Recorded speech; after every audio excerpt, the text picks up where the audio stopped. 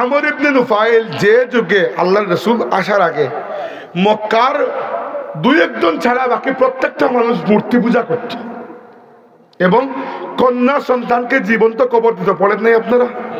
সেই যুগে ওরাকা ইবনে নওফেল কখন দুঃখিত ওই নাম আমর ইবনে নুফাইল কখনো মূর্তি পূজা করেন নাই, কখনো তিনি মূর্তি পূজা করেন নাই। আশ্চর্যের বিষয় হচ্ছে তার কাজ কি ছিল জানেন? তিনি কাবা শরীফের গিলাফে ধরে লটকে লটকে আল্লাহর কাছে কাঁদতেন এবং বলতেন, আল্লাহ আমি ওই মূর্তিগুলোকে ত্যাগ করেছি এবং তোমার প্রতি ঈমান এনেছি। কিন্তু আল্লাহ দুনিয়াতে কোনো নবী যেহেতু নাই, অতএব তোমার উপর ঈমান কিভাবে আনতে হয়, কিভাবে ইবাদত বন্দেগী করতে হয় আমি তো কিছু জানি না। নবী ছাড়া তো কেউ জানাতে পারবেন না, নবী তো দুনিয়াতে নাই। অতএব হে আল্লাহ, আমি তোমার কাছে সাক্ষ্য দিচ্ছি যতদিন না অন্য কোন নবী আসেন দুনিয়াতে ততদিন পর্যন্ত আমি সাক্ষ্য দিচ্ছি যে আমি নবী ইব্রাহিমের উম্মত। সুবহানাল্লাহ। তার সেন্স কতটুকু ডেভেলপ চিন্তা করেছেন, তার বুদ্ধি। তিনি বলেছেন যে অন্য কোন নবীকে পেলে তার উপর আমি ঈমান আনবো, যদি না পাই তাইলে আল্লাহ রেজিস্টার করে রাখো আমি কার উম্মত, আমাদের বাবা ইব্রাহিম আলাইহিস সালামের উম্মত। ওরাকা ইবনে দুঃখিত খালি ওরাকা বলছে, আমর ইবনে নুফাইল ইসলামের খুঁজে দুনিয়া চষে বেরিয়েছেন। সারাটা জীবন ইরাক থেকে সিরিয়া থেকে অনেক এলাকা, তৎকালীন যুগে তো যাতায়াত তো সহজ ছিল না, তাই না? একজন ইহুদি পণ্ডিতের কাছে যান, কিছুদিন ইলম শিখেন, বুঝেন না এটা আসলে হক নয়। যান আর একজন খ্রিস্টানের কাছে কয়েকদিন ইলম শিখেন, বুঝেন না এটা তো হক নয়।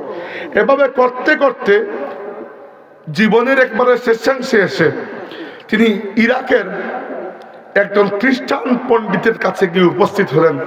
ওই খ্রিস্টান পণ্ডিত তার হাবভাব দেখে বলল যে তুমি যে হকের তালাশ করছো ওই হক নিয়ে আখিরি জামানার নবী তোমার নিজের শহর মক্কায় চলে এসেছেন।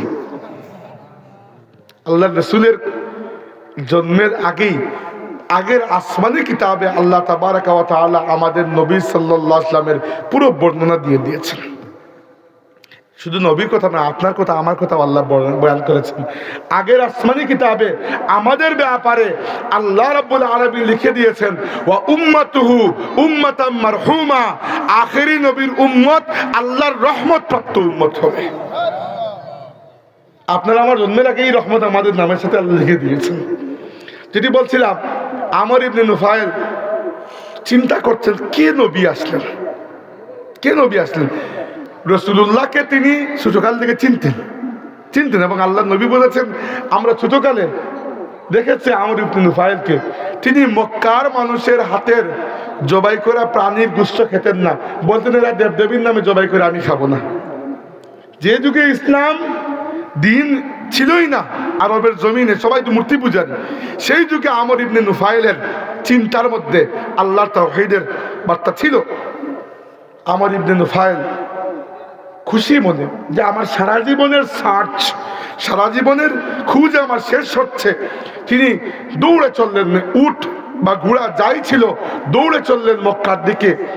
মক্কা শরীফ থেকে সামান্য আগে ডাকাত দল থেকে গ্রেফতার করলো এবং তিনি বুঝতে পারলেন ডাকাত তাকে মেরে ফেলবে, ছেড়ে দেবে না। তিনি চেয়েছিলেন যে আমার সম্পদ রেখে দাও, কিন্তু আমার সারা জীবন একটা জিনিসের পেছনে আমি কাটিয়েছি, আমি এখন এই জিনিসটা পাওয়ার একেবারে কিনারে, তুমি আমাকে ছেড়ে দাও। তারা ছাড়বে না। যখন তিনি বুঝতে পারলেন যে তিনি আর বাঁচবেন না, তিনি আল্লাহর কাছে দোয়া করলেন, বললেন আল্লাহুম্মা ইন কুনতা হারামতানি মিন সুহবাতি নাবিয়িকা ফালা তাহরিমহা মিন ইবনি সাঈদ। আল্লাহ, যদি তোমার ইচ্ছা হয়েই যায় যে আমাকে তুমি তোমার নবীর সাহাবী বানাবে না, নবীকে না দেখলে তো আপনি সাহাবী হতে পারবেন না, তো আল্লাহ যদি তোমার ইচ্ছা থাকে যে আমাকে তোমার নবীর সাহাবী হওয়া থেকে তুমি মাহরুম করবে, বঞ্চিত করবে, কমসে কম এতটুকু দোয়া করছি যে আমার ছেলে সাঈদকে তুমি তোমার নবীর সাহাবী বানিয়ে দিও। কোন পিতা তার পুত্রের জন্য এর থেকে ভালো কিছু দোয়া করতে পারে? মানুষ তো দোয়া করেন ধরে আল্লাহ আমার ছেলেকে পরীক্ষায় পাস করে দিও, চাকরি পাইয়ে দিও। তিনি দোয়া করেছেন আল্লাহ আমার ছেলেকে তুমি তোমার নবীর সাহাবী বানিয়ে দিও। এবং আল্লাহর রাসূলের হাতে সর্বপ্রথম যে কয়েকজন মানুষ ইসলাম কবুল করেছিলেন মক্কা শরীফে, তার মধ্যে একজন হচ্ছেন ওই আমর ইবনে নুফাইলের ছেলে সাঈদ ইবনে জায়েদ ইবনে নুফাইলের ছেলে সাঈদ ইবনে জায়েদ ইবনে আমর ইবনে নুফাইল রাদিয়াল্লাহু আনহু। আর আল্লাহর রাসূল যে 10 জন সাহাবীকে নাম ধরে জান্নাতের সুসংবাদ দুনিয়াতে দিয়েছিলেন, 10 জন সাহাবী এরকম আছেন যাদেরকে আল্লাহর রাসূল দুনিয়াতে নাম ধরে বলেছেন এরা জান্নাতি। বলেছেন আবু বকর জান্নাতে যাবে, ওমর জান্নাতে, উসমান জান্নাতে, আলী জান্নাতে, তালহা জান্নাতে, জুবায়ের জান্নাতে, আব্দুর রহমান ইবনে আউফ জান্নাতে, সাঈদ ইবনে যায়েদ জান্নাতে, এবং আরেকজন কি বলে গেলাম সাদ ইবনে আবি ওয়াক্কাস জান্নাতে, আর আবু উবাইদা আমির ইবনুল জাররাহ জান্নাতে। এই 10 জন সাহাবীকে দুনিয়াতে থাকতে রাসূলুল্লাহ সাল্লাল্লাহু আলাইহি ওয়াসাল্লাম তার পাক জবানে জান্নাতের গ্যারান্টি লিখে দিয়েছেন। এর মধ্যে একজন সাঈদ ইবনে যায়েদ ইবনে আমর ইবনে নুফাইল, অর্থাৎ সেই ব্যক্তির সন্তান যিনি ডাকাতের হাতে মারা পড়েছিলেন এবং একটুর জন্য আল্লাহর রাসূলের সাহাবী হওয়া থেকে বঞ্চিত হয়েছিলেন, তার দুয়ার বরকতে আল্লাহ পাক তার সন্তানকে আল্লাহর রাসূলের সাহাবী তো বানিয়েছেন, সবচেয়ে শ্রেষ্ঠ 10 জন সাহাবীর মধ্যে একজন বানিয়ে দিয়েছেন। হাজিরিন, এবার যেটি বলছিলাম আমরা যে এই যে কোরআন নাজিল হওয়া শুরু হলো, কোরআন নাজিল হওয়া শুরু হলো, ইকরা বিসমি রাব্বিকাল্লাযী খালাক, ওহী নাজিল হলো। আল্লাহর রাসূল সাল্লাল্লাহু আলাইহি সাল্লাম এরপর থেকে প্রথম ওহী নাজিল হওয়ার পরে কয়েকদিন ওহী নাজিল হওয়া বন্ধ ছিল। আল্লাহর নবী চিন্তা করতেন যে কি হলো বিষয়টা আমার সাথে, এটা কি ছিল। তো প্রায় সময় জিবরাইল আলাইহিস সালাম নুরানি সুরতে আল্লাহর রাসূলের সামনে আসতেন, এসে একটা কথা বলতেন, ইয়া মুহাম্মদ ইন্নাকা লা রাসূলুল্লাহি হাক্কুন, হে মুহাম্মদ সাল্লাল্লাহু আলাইহি ওয়াসাল্লাম আপনি সত্যই আল্লাহর রাসূল। এই বলে নাই আর রাসূলুল্লাহ সাল্লাল্লাহু আলাইহি ওয়াসাল্লাম চিন্তা করতেন যে কে আসলো কে গেল, আস্তে আস্তে পরিচয় শুরু হবে। আমাদের মা খাদিজা রাদিয়াল্লাহু আনহা বড় বুদ্ধিমান। খাদিজা বললেন যে আপনার কাছে যিনি আসেন, এসে আপনাকে আল্লাহর নবী বলেন, আগামীবার তিনি আসলে আমাকে একটু বলবেন তো, আমি চেক করে দেখবো তিনি ফেরেশতা নাকি জিন। চিন্তা করে খাদিজার বুদ্ধি, তিনি ফেরেশতা আর জিন টেস্ট করবেন কিভাবে। হাদিসে এসেছে পরের বার যখন জিবরাইল আসলেন, আসার পরে খাদিজা রাদিয়াল্লাহু আনহা কে আল্লাহর নবী বললেন, খাদিজা যে উনি এসেছেন, ঘরের ঠিক বাইরে। খাদিজা রাদিয়াল্লাহু আনহা আল্লাহর হাবিব সাল্লাল্লাহু আলাইহি ওয়াসাল্লামের পাশে বসে গেলেন, আমাদের নবীর স্ত্রী নবীর পাশেই বসে গেলেন। বসার পরে জিজ্ঞেস করলেন যে আপনি কি এখনো তাকে দেখতে পাচ্ছেন? তখন রাসূলুল্লাহ বলেন, হ্যাঁ এখন দেখতে পাচ্ছি। তখন খাদিজা রাদিয়াল্লাহু আনহা আল্লাহর রাসূলের সাথে একটু ক্লোজ হলেন এবং নিজের থুতনি রাসূলুল্লাহ সাল্লাল্লাহু আলাইহি ওয়াসাল্লামের কাঁধের মধ্যে রেখে একটু স্বামী স্ত্রী একটু ক্লোজ হলেন। এরপরে জিজ্ঞেস করলেন, আপনি কি দেখতে পাচ্ছেন? আল্লাহ নবী বললেন, না আর দেখতে পাচ্ছি না। খাদিজা বললেন, তাহলে নিশ্চিত থাকুন যে আপনার কাছে আসে সে কোনো শয়তান নয়, তিনি আল্লাহর ফেরেশতা। আমাদের মায়ের বুদ্ধি কিভাবে, তিনি বললেন, দেখুন ফেরেশতাদের লজ্জা খুব বেশি, স্বামী স্ত্রী একসাথে হয়েছেন, ফেরেশতা এখানে দেখবেন না। শয়তানের লজ্জা নাই, শয়তান থাকলে এখানে দাঁড়িয়ে দাঁড়িয়ে দেখত। বুদ্ধি। এরপরে কয়েকদিন পরে রাসূলুল্লাহ সাল্লাল্লাহু আলাইহি ওয়াসাল্লাম হেঁটে যাচ্ছেন, ওই হেরা গুহার পাশ দিয়ে পেছন থেকে শুনলেন আওয়াজ, কে যেন ডাক দিচ্ছে, ইয়া মুহাম্মদ ইয়া মুহাম্মদ। তাকিয়ে দেখেন আসমান থেকে জমিন, জমিন থেকে আসমান পর্যন্ত বিস্তৃত আল্লাহর এক বিশাল সৃষ্টি। আল্লাহ নবী সাল্লাল্লাহু আলাইহি ওয়াসাল্লাম একটু স্তম্ভিত হয়ে পেছনে সরে গেলেন।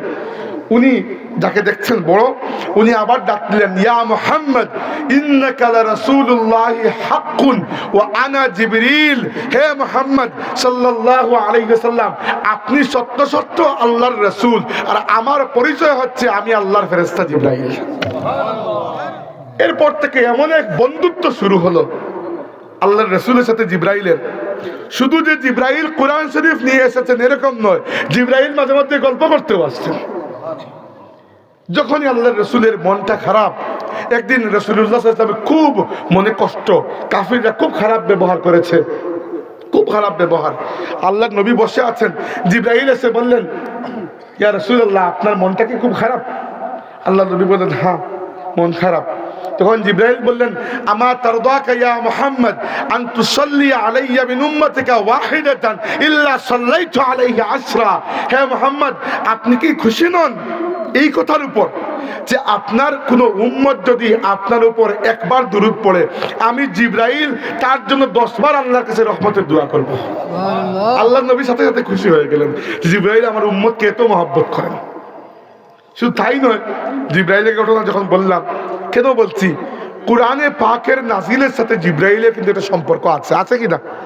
আল কোরআন মুনাজ্জালুন আলা মুহাম্মাদিন সাল্লাল্লাহু আলাইহি ওয়াসাল্লাম বিওয়াসিতাতি জিবরাইল। কোরআন মুহাম্মদুর রাসূলুল্লাহর উপর নাজিল হয়েছে জিবরাইলের মাধ্যমে। তাই জিবরাইল ফেরেশতার সাথে আল্লাহর রাসূলের এত মহব্বতের সম্পর্ক। একবার জিজ্ঞেস করা হলো রাসূলুল্লাহ সাল্লাল্লাহু আলাইহি ওয়াসাল্লামকে, ইয়া রাসূলুল্লাহ, আপনার সবচেয়ে ক্লোজ কারা? সবচেয়ে ক্লোজ থাকে না মানুষের, সমর্থক, সাহাবী, বন্ধু, উপদেষ্টা ইত্যাদি। আল্লাহ নবী বললেন, দুনিয়াতে আমার সবচেয়ে ক্লোজ দুইজন হুজির হচ্ছেন আবু বকর এবং ওমর, আর আসমানে জিবরাইল এবং মিকাইল। রাসূলুল্লাহ সাল্লাল্লাহু আলাইহি ওয়াসাল্লামকে জিবরাইল আলাইহিস সালাম ফু দিয়েছেন।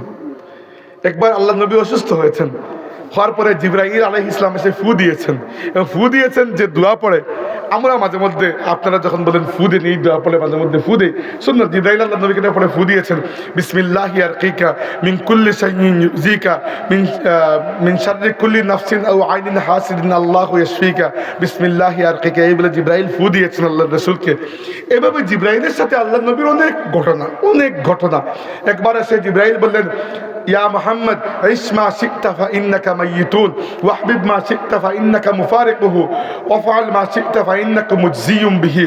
হে মুহাম্মদ সাল্লাল্লাহু আলাইহি ওয়াসাল্লাম, জেনে রাখুন, আপনি বা আপনার উম্মত যেভাবে ইচ্ছা জীবনযাপন করুন, একদিন কিন্তু দুনিয়া ছেড়ে যেতে হবে। 2 নম্বর, যাকে ইচ্ছা যত ইচ্ছা মহব্বত করুন, একসময় তার সাথে বিচ্ছেদ হবেই হবে। আর 3 নম্বর, যে আমলই করুন না কেন আল্লাহর কাছে এর বদলা পাবেন। আর আমি জিবরাইল আপনাকে জানিয়ে দিচ্ছি, আপনার উম্মতের জন্য সবচেয়ে আল্লাহর কাছে সবচেয়ে সম্মানের কাজ হচ্ছে তাহাজ্জুদের নামাজ আদায় করা। মাঝে মধ্যে করবেন, কমসে কম রমজান মাসে তো করতে হবে, তাই না? না করলে আর আমরা কি ইবাদত বন্দেগী করলাম? মাঝে মধ্যে রাতে ঘুম থেকে উঠে 2 রাকাত, 4 রাকাত, 8 রাকাত তো সুন্নত, যতটুকু আপনি পারলেন। আর যাদের অবস্থা এরকম খারাপ যে ঘুমাইলে আর উঠতেই পারেন না, আপনারা যদি একটু দেরি করে ঘুমানোর আগেও পড়তে পারবেন। তবে তখন ওইটাকে তাহাজ্জুদ বলবে না, তখন বলবে কিয়ামুল লাইল। কিয়ামুল লাইল আর তাহাজ্জুদের মধ্যে ছোট্ট একটা পার্থক্য, সওয়াবের কোনো পার্থক্য নেই, সওয়াব সমান। একটা ছোট্ট পার্থক্য, টেকনিক্যাল পার্থক্য হচ্ছে, তাহাজ্জুদ শব্দের অর্থ হচ্ছে ঘুম থেকে উঠে যে নামাজ পড়ে, আর কিয়ামুল লাইল হচ্ছে রাতের যে কোনো নামাজ কিয়ামুল লাইল। এজন্য তাহাজ্জুদ শব্দের অর্থ হচ্ছে ঘুম থেকে উঠে পড়া। অতএব তাহাজ্জুদ হবে তখন যখন আপনি ঘুম থেকে উঠে পড়বেন অর্ধেক ঘুমিয়ে। আর যদি রাতে একটু দেরি করে ঘুমাচ্ছেন, আপনি চিন্তা করলেন রাতে 2 রাকাত নামাজ পড়ে ঘুমাই নফল, ওইটা হবে কিয়ামুল লাইল। সওয়াবের কোনো বেশ কম না, সওয়াব আল্লাহ সেম দেবেন, শুধু নামের বেশ কম। এটা নিয়ে চিন্তা করার দরকার নাই, কিন্তু মাঝে মধ্যে আদায় করবেন, কারণ এটা আল্লাহর কাছে আপনাকে অনেক সম্মানী বান্দা বানিয়ে দেবে। আচ্ছা, এরপরে শেষ তো নয়, কোরআন শরীফ যখন নাজিল হওয়া শুরু হলো, কোরআন শরীফ নিয়ে কথা বলছিলাম, মাত্র কয়টা আয়াত নাজিল হয়েছে? সূরা আলাকের প্রথম 5 আয়াত, তাই না? এরপরে আরো 2-3টা সূরা, সূরা মুজাম্মিল, সূরা মুদ্দাসসির, এইগুলার প্রথম 7 আয়াত 8 আয়াত, এরকম গড়পড়তা 15-20টা আয়াত নাজিল হয়েছে। আর আল্লাহ তার নবীকে নির্দেশ দিয়ে দিয়েছেন কি, ইয়া আইয়ুহাল মুজাম্মিল কুমিল লাইলা ইল্লা কালিলা নিসফাহু আও ইনকুস মিনহু কালিলা আও জিদ আলাইহি ওয়ারাত্তিলিল কুরআনা তারতিলা। হে মুহাম্মদ সাল্লাল্লাহু আলাইহি ওয়াসাল্লাম, চাদর পরে শুয়ে আছো, উঠো, রাতে তাহাজ্জুদের নামাজে দাঁড়াও, এবং কুমিল লাইলা ইল্লা কালিলা, রাতে কিয়ামুল লাইল করো, সামান্য সময় তুমি ঘুমিয়ে নিও, বাকি রাতটুকু আল্লাহর সামনে দাঁড়িয়ে কোরআন তিলাওয়াত করো। বুঝতে পেরেছেন কোরআন তিলাওয়াতের গুরুত্ব? আল্লাহর নবী হয়তো প্রশ্ন করতে পারতেন যে আল্লাহ কোরআন আছেই কতটুকু, তখন কোরআনের টোটাল আয়াত 15-20টা হবে, কিন্তু আল্লাহ বলেছেন রাতের বেশিরভাগ অংশ এইগুলো জপতে থাকো। যত কোরআন তিলাওয়াত করবেন, নূর গিয়ে আপনার অন্তরে প্রবেশ করবে। আমি আপনাকে বলি, আমি এখানে একটা খুব ভালো জাতের বীজ বপন করলাম, যে কোনো গাছের উপরে দিয়ে দিলাম সিমেন্ট, গাছ উঠবে। আর গাছ তখনই উঠবে যখন ময়েশ্চার, পানির ফুটা যখন মাটি বেয়ে বেয়ে নিচে যাবে তখনই গিয়ে আমের গুটলি ফেটে আম উঠবে। আপনার অন্তরটাও এরকম উর্বর মাটি। দুনিয়া আপনার অন্তরের উপরে একটা সিমেন্টের লেয়ার দিয়ে দেয়। যত কোরআন শরীফ ঢুকাবেন ভেতরে, এটা আসলে কোরআন শরীফ নয়, আল্লাহর রহমতের পানি আপনি ঢুকাচ্ছেন। ওখান থেকে ইমানের গাছ উঠবে, অন্য কোনো উপায় নেই। তো সাহাবীদের একটা উপায় ছিল, আল্লাহর রসুলের চেহারা মুবারকের সামনে বসতেন, অন্তর এমনিতেই পরিষ্কার হয়ে যেত। আজকে আমাদের সামনে দুইটাই উপায়। একটা হচ্ছে, প্রথম উপায় কুরআনুল কারীম তিলাওয়াত করা, আর 2 নম্বর উপায় হচ্ছে আহলুল্লাহ, যারা ওলি আল্লাহ বলি, আল্লাহর নেক বান্দা, এদের সামনে বসলেও কিন্তু অন্তর পরিষ্কার হয়। কারণ ইমানের নূর আরেকটা ইমানের বাতিকে প্রজ্বলিত করতে পারে। যদি বলছিলাম কুরআনুল কারীমের ব্যাপারে আল্লাহ তাবারাকা ওয়া তাআলা বলেছেন, যালিকাল কিতাবু লা রাইবা ফীহি, এই কিতাবের মধ্যে কোনো সন্দেহ নাই। এবার কোরআনের অনেকগুলো হক রয়েছে আমাদের উপরে। বেশি লম্বা কথা বলবো না, আমার গলা খুব খারাপ, ইতিমধ্যে বুঝতে পেরেছেন। আমি দেশের বাইরে থাকি, প্রত্যেকবার আসার পরে অসুস্থ হই, আবার সুস্থ হয়ে যাই। এইবার সুস্থ হয়েছি, কিন্তু গলা আমাকে কি জানি, আল্লাহ জানে কি কষ্টটা দিচ্ছে, গলা ভালো হচ্ছে না, আর রেস্টও পাই না। আর আমি কোথাও বলি জুড়ে। আমার দাদা সাহেব ফুলতলি সাহেব জীবনে আমাকে অনেকবার বলেছেন আস্তে কথা বলার জন্য, আমি আর শিখি নাই আস্তে কথা বলা। তিনি বাকি যা কিছু বলেছেন আমি আমল করার চেষ্টা করেছি, অনেক কিছু জীবনে শিখিয়েছেন, কিন্তু আস্তে কথা বলাটা ওইটা আমি আর পারলামই না, জুড়ে কথা বলি। তো যেই হোক, অভ্যাস হয়ে গেছে, কি করব।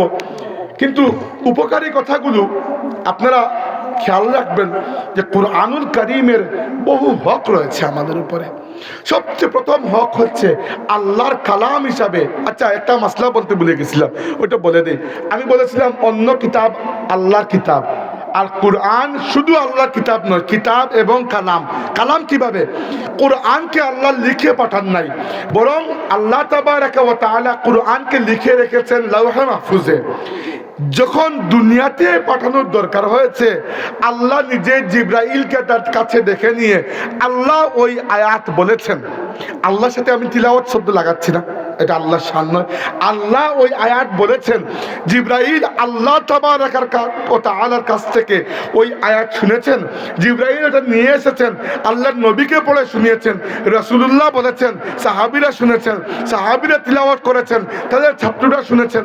এইভাবে পড়া এবং শোনার মাধ্যমে আল্লাহ তাবারাকা ওয়া তাআলা থেকে অবিচ্ছিন্ন সনদে কুরআনুল কারীম আমাদের মুর্শিদ হযরত ফুলতলি সাহেব কিবলা রাহমাতুল্লাহি আলাইহি সনদে আমাদের কাছে কোরআনের সনদ পৌঁছে গেছে। কোরআন শরীফ আমরা যে পড়ি, যে নিয়মে পড়ি, যে কায়দায় পড়ি, ওটা আমরা ঘরে বসে বানাই নাই। আল্লাহর রাসূলের কাছে ফেরেশতা জিবরাইল এইভাবে নাজিল করেছেন, যেভাবে জিবরাইল আল্লাহ তাবারাকা ওয়া তাআলার কাছ থেকে ওই আয়াত শুনেছেন।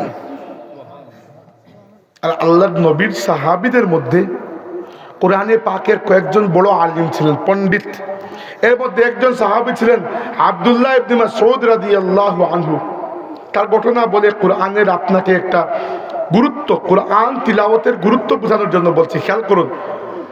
আব্দুল্লাহ ইবনে মাসউদ রাদিয়াল্লাহু আনহু সেই সাহাবী, একবার আল্লাহর নবীর অন্যান্য সাহাবীরা, রাসূলুল্লাহ সাল্লাল্লাহু আলাইহি ওয়াসাল্লামের অভ্যাস ছিল কোরআন শরীফের যেটুকু আয়াত নাজিল হতো, তিনি পরের দিন কাবা শরীফের পাশে গিয়ে নামাজে দাঁড়িয়ে ওই আয়াতটুকু তিলাওয়াত করতেন।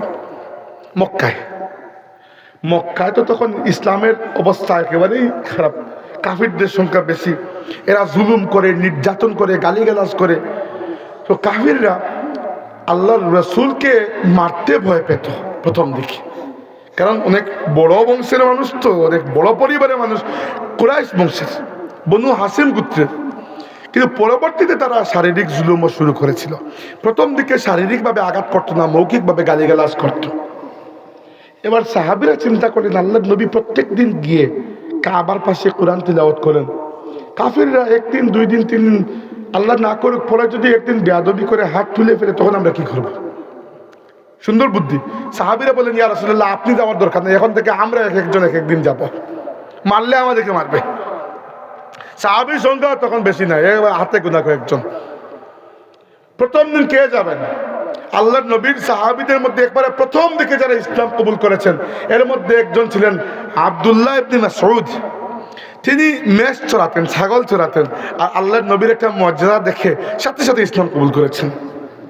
বাচ্চা মানুষ, বেশি বয়স না। তিনি বললেন আমি যাব। বাকি সাহাবীরা বলেন না, তুমি গেলে হবে না, কারণ তুমি কোনো বড় পরিবারের বড় খানদানের মানুষ নও, তোমাকে মারতে তারা দুইবার চিন্তা করবে না, বড় কেউ যাওয়া উচিত, কারণ আরবের সমাজ তো ছিল এরকম, বুঝতে পারছেন। তিনি জিদ ধরে বসে আছেন আমি যাব। এবং তিনি মানুষও দেখতে খুব ছোট মানুষ, একেবারে হালকা পাতলা গড়নের। তিনি গেলেন এবং ওই দিন সূরা আর রহমান আল্লাহ রাব্বুল আলামিন নাজিল করেছেন। তিনি গিয়ে সূরা আর রহমান পড়তে শুরু করলেন। কাফিররা প্রথমে মনে করছে তিনি মনে হয় কবিতা পড়তেছেন। সূরা আর রহমান তো খুব ছন্দমিল না, মনে করতেছে কবিতা পড়তেছেন। এক রুকুর মতো তিলাওয়াত করার পরে তারা বলল, আরে এটা তো কবিতা নয়, কুরআন। এরপরে তাকে এমন মারলো, বাকি সাহাবীরা তাকে বেহুশ রক্তাক্ত অবস্থায় কোনো মতে সেখান থেকে বাঁচিয়ে নিয়ে আসলেন। মার খেয়েছেন কিসের জন্য? আল্লাহর কোরআনের জন্য। তখন পরবর্তীতে সাহাবীরা তাকে বললেন সুস্থ করার পরে যে ভাই আমরা এই জন্য তোমাকে বলেছিলাম না যাওয়ার জন্য। তিনি বললেন আমি আল্লাহর কসম করে বলছি আমি কালকে আবার যাব, পরশু আবার যাব, এরপরে দিন আবার যাব। এই যে আল্লাহর পথে আল্লাহর কোরআনের জন্য তার ত্যাগ, এর ফলাফল কি জানেন? বহু বছর পরে মদিনা যাওয়ার পরে একদিন তিনি মসজিদে নামাজ আদায় করছেন। ওই সময় বড় বড় কয়েকজন সাহাবী তার কাছে দৌড়ে আসলেন। তিনি নামাজ শেষ করে বললেন, আপনারা আমার কাছে কি কারণে, কি জন্য আপনারা এত বড় বড় মানুষ? তারা বললেন যে আল্লাহর রাসূল আজকে তোমার ব্যাপারে এমন কথা বলেছেন যেটা আমাদের কারো ভাগ্যে জুটে নাই। আল্লাহর নবী বলেছেন, মান আহাব্বা আন ইয়াকরা আল কুরআন গাদ্দান কামা উনজিলা ফালইয়াকরা বিকিরাআতি ইবনে উম্মি আদ। যে ব্যক্তি এইরকম বিশুদ্ধ কোরআন তিলাওয়াত করতে চায় যেভাবে আল্লাহ জিবরাইলের মাধ্যমে আমার কাছে নাজিল করেছেন, সেজন্য আমার সাহাবী আব্দুল্লাহ ইবনে মাসউদের তিলাওয়াতকে দেখে দেখে তিলাওয়াত শিখে নেয়। চিন্তা করতে পারেন এরকম সৌভাগ্য। আর বড় আশ্চর্যের বিষয় কি জানেন? আমাদের যে কিরাতের সিলসিলা, ফুলতলি সাহেব রহমতুল্লাহ আলাইহির কিরাতের সিলসিলা তিনটা। কোরআন শরীফ তিনি তিনজন উস্তাদের কাছে পড়েছেন, আপনারা জানেন। প্রথম হচ্ছেন তার পীর ও মুর্শিদ শাহ ইয়াকুব বদরপুরি রহমতুল্লাহ আলাইহির কাছে ফুলতলি সাহেব কোরআন শরীফের ইলমে কিরাতের সনদ লাভ করেছেন, স্বীকৃতি এবং সবক ওখান থেকেই নিয়ে এবং পুরো কোরআন শরীফ শেষ করে সনদ লাভ করেছেন। 2 নম্বর মৌলভীবাজার জেলার হাফিজ আব্দুর রউফ করমপুরি রহমতুল্লাহ আলাইহির কাছে ফুলতলি সাহেব কোরআন শরীফের পুরো তিলাওয়াত শেষ করে সনদ লাভ করেছেন। আর 3 নম্বর তিনি চলে গেছেন মক্কা শরীফে। ফুলতলি সাহেব সেই যুগে 1940-এর দশকে, তখন তো মক্কা শরীফে যেতে লাগতো জাহাজে 1 মাস আর আসতে আর 1 মাস। তখন গিয়ে মক্কা শরীফের সবচেয়ে বড় কারি ছিলেন আহমদ হিজাজি মক্কি। উনার কাছে থেকে উনার কাছে পড়ে আরব থেকে সনদ নিয়ে এসে এরপরে এসে তিনি বাংলা এলাকায় দারুল কিরাত শুরু করেছেন। আচ্ছা, তো ফুলতলি সাহেবের কিরাতের যে সিলসিলা, ওইটা আমরা যে সিলসিলা পড়ি আর কি, ওইটা তার 2 নম্বর উস্তাদ হাফিজ আব্দুর রউফ করমপুরি রহমতুল্লাহ আলাইহির মাধ্যমে ওই সিলসিলা উপরের দিকে গেছে। উনি পড়েছেন একজনের কাছে, উনি পড়েছেন আরেকজনের কাছে, এভাবে করতে করতে উপরে গিয়ে আল্লাহর নবীতে পৌঁছার আগে সেই সাহাবীর মাধ্যমে আল্লাহর নবী পর্যন্ত আমাদের সিলসিলা পৌঁছেছে। যে সাহাবীর ব্যাপারে আল্লাহর নবী নিজে বলেছেন যে তিনি জিবরাইলের মতো বিশুদ্ধ তিলাওয়াত করেন, তিনি হচ্ছেন আব্দুল্লাহ ইবনে মাসউদ রাদিয়াল্লাহু আনহু। আমাদের ফুলতলি সাহেবের কোরআন শরীফের সিলসিলা আল্লাহর নবীর 5 জন সেরা কোরআন বিশেষজ্ঞ সাহাবীর মাধ্যমে আল্লাহর নবী পর্যন্ত পৌঁছেছে। প্রথম জন হচ্ছে উসমান ইবনে আফফান রাদিয়াল্লাহু আনহু, 2 নম্বর আলী ইবনে আবি তালিব রাদিয়াল্লাহু আনহু, 3 নম্বর উবাই ইবনে কাব রাদিয়াল্লাহু আনহু, 4 নম্বর যায়েদ ইবনে সাবিত রাদিয়াল্লাহু আনহু, 5 নম্বর আব্দুল্লাহ ইবনে মাসউদ রাদিয়াল্লাহু আনহু। এই 5 জন সাহাবীর মাধ্যমে ফুলতলি সাহেব এবং আমাদেরও কিরাতের সিলসিলা রাসূলুল্লাহ সাল্লাল্লাহু আলাইহি ওয়াসাল্লাম পর্যন্ত, এরপরে জিবরাইল আলাইহিস সালামের মাধ্যমে আল্লাহ তাবারক ওয়া তাআলা পর্যন্ত পৌঁছেছে। আমরা যে সিলসিলা তিলাওয়াত করি, আমরা যে দারুল কিরাত পড়ি, আপনি কি মনে করেন এর সনদ এগুলো এত ঠুনকো দেখুন বাড়িতে বসে লিখে আপনাকে দিয়েছেন? এই যে সিলসিলা এরকম নয় যে তিনি ইন্টারনেটে দেখে দেখে তিলাওয়াত শিখেছেন, না। দস্তুর মতো উস্তাদের সামনে বসে পড়ে সনদ লাভ করেছেন, এই উস্তাদ পড়েছেন আরেকজনের কাছে, এই উস্তাদ আরেকজনের কাছে, এভাবে যেতে যেতে আল্লাহর নবী পর্যন্ত এই সিলসিলা পৌঁছে গেছে। শুধু তাই নয়, কোরআন শরীফের এই সিলসিলা আল্লাহ নবী সাল্লাল্লাহু আলাইহি ওয়াসাল্লাম বলেছেন, আপনাদের মধ্যে অনেকেই খুব ভালো তিলাওয়াত করতে পারেন, নিশ্চয়ই পারেন, দারুল কিরাতে পড়েছেন তাই না? কোরআন শরীফের পণ্ডিত যারা, যারা কোরআন ভালো পড়ে, ভালো বুঝে, ভালো আমল করে, আছে না কোরআনের আলিম, বড় কোরআনের মুফাসসির, কোরআনের কারি, কোরআনের হাফিজ।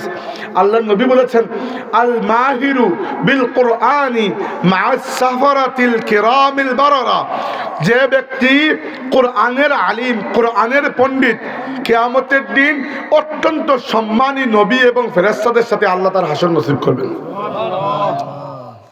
এখন আপনি মনে করতে পারেন, আল্লাহ আমি তো এত বড় পণ্ডিত না, আমি পড়ি কিন্তু যাকে আমরা বলি কোথায় কোথায়। হ্যাঁ, মুরব্বী সাহেব বলেছেন কোনো ক্ষতি নাই, কোনো ক্ষতি নাই। আল্লাহ নবী বলেছেন, আল্লাযী ইয়াকরাউল কুরআনা ওয়া ইয়াতাতাউ ফীহি ওয়া হুয়া আলাইহি শাক্কুন লাহু আজরানি, আর আমার যে উম্মত কোরআন তিলাওয়াত করে কিন্তু ভালো করে পারে না, ধাক্কায় ধাক্কায় পড়তে হয়, তবুও বাদ দে না, কষ্ট করে হলেও পড়া শেষ করে, আল্লাহ তাকে কোরআনের ওই পণ্ডিতের চাইতে 2 গুণ বেশি সওয়াব দান করবেন। কোনো দিকে ক্ষতি আছে বলেন? কোনো দিকে ক্ষতি নাই। অতএব আপনাদের যাদের কোরআন শরীফ পড়ার অভ্যাস নাই, মুরব্বীদেরকে খাস করে বলছি, কোরআন কবরে এবং হাসরে, হাসরে এবং জাহান্নামের দরজা পর্যন্ত সব জায়গায় আপনাকে প্রোটেকশন দিতে পারবে। কিভাবে? উদাহরণস্বরূপ আসেন কবরে, যাইতে তো হবে কবরে না, 2 দিন আগে আর পরে। কবরে 2টা বিষয় হবে, একটা থেকে নাজাত নাই, সবার হবে। সেটা কি? সেটা হচ্ছে সওয়াল জবাব। সওয়াল জবাব সবার হবে, মুমিন হোক, মুনাফিক হোক, কাফির হোক, পুরুষ হোক, নারী হোক, বাচ্চা হোক, বৃদ্ধ হোক, সবার সওয়াল জবাব হবে। কিন্তু কবরের আযাব সবার হবে না, ওটা শুধু কাফিরের এবং গুনাহগারের। কিন্তু গুনাহগার ব্যক্তিও যদি ইমানদার হয়ে থাকে, মুমিন হয়, একটা সিস্টেমে কবরের আযাবকে সে সরাইয়ে দিতে পারবে। কি সিস্টেম জানেন? আল্লাহ রাসূল বলেছেন, সূরাতু তাবারাক মানিআতুম মিন আযাবিল কবরি, সূরা তাবারাকাল্লাযী, অর্থাৎ সূরা মুলক যে তিলাওয়াত করে নিয়মিত, আল্লাহ তার কবরের আযাবকে মাফ করে দেন। সুবহানাল্লাহ। সূরা মুলক কিন্তু মাত্র 2টা রুকু, যদি চেষ্টা করেন 1 সপ্তাহ পড়লে মুখে বসে যাবে। মুখস্থ যদি নাও বা করতে পারেন, আপনি এশার নামাজের পর থেকে নিয়ে রাতে ঘুমানোর আগ পর্যন্ত যে কোনো সময় আপনার সুবিধা মতো সূরা মুলকটা তিলাওয়াত করে রাখেন। অভ্যাস হয়ে গেলে ম্যাক্সিমাম 3 থেকে 4 মিনিট লাগবে তিলাওয়াত করতে। ওকে, 5 মিনিট ধরলাম, 10 মিনিট, প্রত্যেক দিন 10 মিনিট খরচ করে হাজারো বছরের কবরের আযাব থেকে যদি আপনি বেঁচে যান, এই সওদা কি লাভের না লোকসানের? লাভের সওদা। এই জন্য বলছি আপনাদেরকে, কবরের সওয়াল জবাব থেকে মুক্তি নয়, সওয়াল জবাব সবার হবে, আল্লাহ নবী বলেছেন, কিন্তু আযাব সবার হবে না।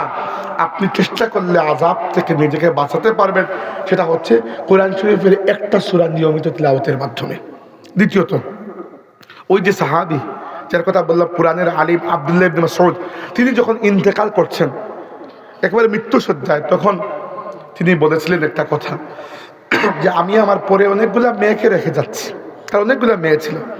তিনি বলেছেন যে আমি এই ভয় পাচ্ছি না যে আমার মৃত্যুর পরে এরা না খেয়ে মারা যাবে বা দরিদ্র, এটা ভয় পাচ্ছি না, কারণ আমি একটা আমল করেছি। আল্লাহর রাসূল বলেছেন, যে ব্যক্তি নিয়মিত রাতে মাগরিবের পরে সাধারণত বা রাতের যে কোনো সময় সূরা ওয়াকিয়া নিয়মিত তিলাওয়াত করে, আল্লাহ পাক তার কখনো রিজিকের অভাব হয় না। সুবহানাল্লাহ। রিজিকের অভাব হয় না। আপনার যদি রিজিকের পেরেশানি থাকে, তাহলে 2টা সূরার মস্ক করতে পারেন। একটা সূরা ফাতিহা, অধিক সূরা ফাতিহা তিলাওয়াত করবেন। ফাতিহা অনেক কাজ করতে পারে। ফাতিহা শুধু যে নামাজ আপনি শুরু করেন ফাতিহা দিয়েই নয়, এটা তো ঠিক আছে, কে বোম ফুটাইতেছে এখানে, কেন রে বাবা কি করতেছো? না না, সমস্যা না, বেচারা একটু কি জাতি খেললাম দেখেছিল, বাস্ট মেরে দিছে। যাই হোক, তো সূরা ফাতিহার কতটা ফজিলত দেখেন। সূরা ফাতিহা মানুষের রিজিককে বৃদ্ধি করে।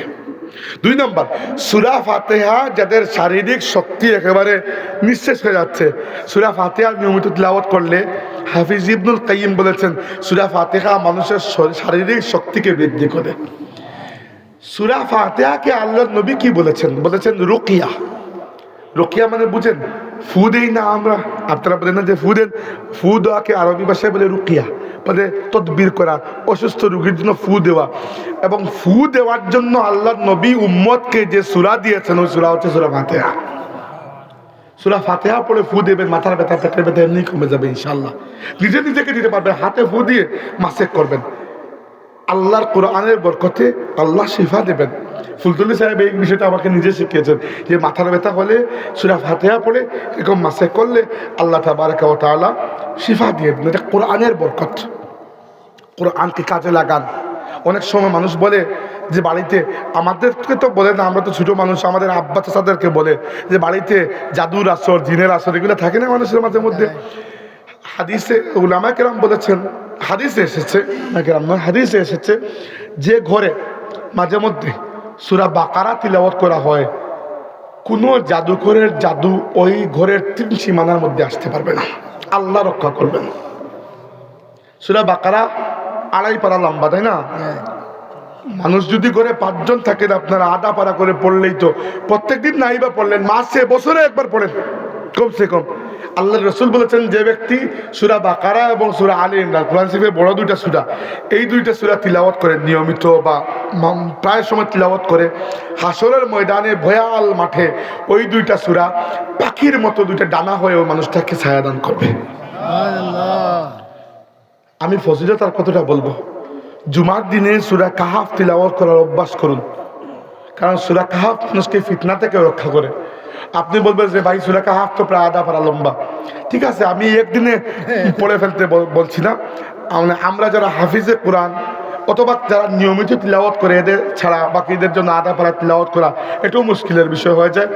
আপনি প্রথম জুম্মার 10 আয়াত তিলাওয়াত করার চেষ্টা করুন, পরের জুম্মার 10 আয়াত, এইভাবে অভ্যাস হয়ে গেলে পুরো সূরা কাহাফ তিলাওয়াত করতে 10 মিনিটও লাগবে না। অভ্যাসের বিষয় এগুলা। তাই দয়া করে যাদের কোরআন শরীফ এখনো বিলকুল শুদ্ধ হয় নাই, সামনে রমজান মাস আসছে না? রমজান মাসে ফুলতলি সাহেব রহমতুল্লাহি আলাইহি প্রতিষ্ঠিত দারুল কিরাতের জন্য আমরা সময় দেই। দেখেন, শিক্ষার কোনো বয়স নেই, এটা আমরাও জানি।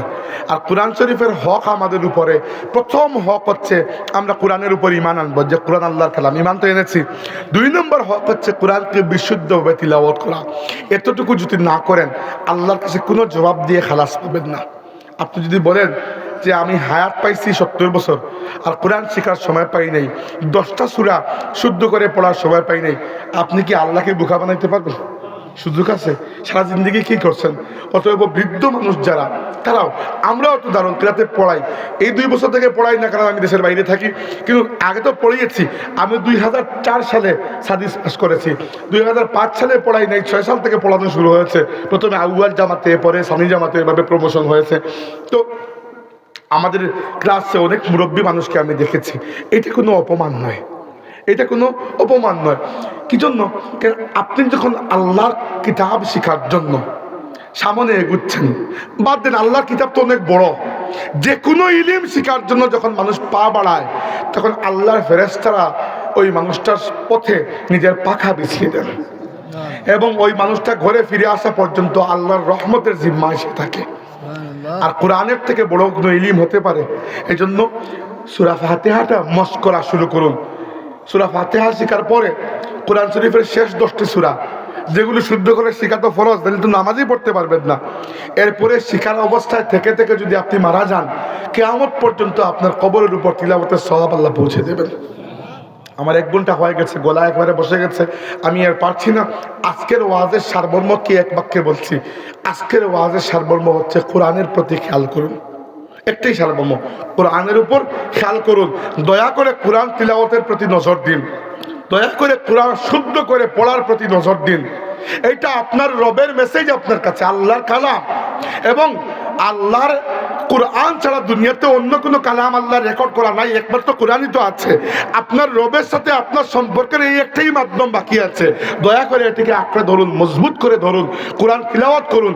আর যারা তিলাওয়াত করা শিখেছেন, ইলিম আমল হাসিল করতে চান, কোরআন শরীফকে বুঝুন, কোরআন শরীফের তর্জমা তাফসীর পড়ুন, আল্লাহ কি বলেছেন জানুন। আর যারা আমার মতো মাঠে কথা বলেন, তারা যেন কোরআনের আলোকে কথা বলেন, তাহলে মানুষ কোরআন বুঝতে পারবে, আল্লাহ নবীর সুন্নত বুঝতে পারবে। আমাদের ওয়াজ মাহফিলে আমদে সামদে কিচ্ছা কাহিনী বলে মানুষ চলে যায়। দয়া করে এগুলো করবেন না। এই যে সময়টা, এটা আমানত। আপনি কিভাবে 1 ঘন্টা কাটিয়েছেন, আল্লাহ কি আপনার কাছে জানতে চাইবেন না? তো আপনি কি বলবেন যে আমি লাইলা মজনুর কাহিনী বলে চলে গেছি? শ্রোতা তো কিছু বলে না। সমস্যা হচ্ছে এই জন্য বক্তারাও লাই পেয়েছেন। তাই দয়া করে আলোচনা, আপনারা ফুলতুলি সাহেবের আলোচনা শুনে দেখবেন, এক ওয়াজের মধ্যে এতগুলো কোরআনের আয়াত পড়তেও আমি অন্য কাউকে দেখি নাই। তাই আলোচনা, আল্লাহ নবীর আলোচনা ছিল, কোরআনুল কারীম তিলাওয়াত করতেন এবং কোরআনের আলোকে মানুষকে নসিহত করতেন। এইটাই সর্বশ্রেষ্ঠ নসিহত। আল্লাহ আমাদেরকে কোরআন ওয়ালা হওয়ার তৌফিক দান, আমরা বলি আমিন। আল্লাহ আমাদেরকে সেই মানুষ বানান যারা কোরআন তিলাওয়াত করে এবং কোরআন কিয়ামতের দিন যাদের জন্য শাফাআত করবে, আল্লাহ যেন আমাদেরকে সেই মানুষদের অন্তর্ভুক্ত করেন, আমরা বলি আমিন। ওয়া আখিরু দাওয়ানা আনিল হামদুলিল্লাহি রাব্বিল আলামিন।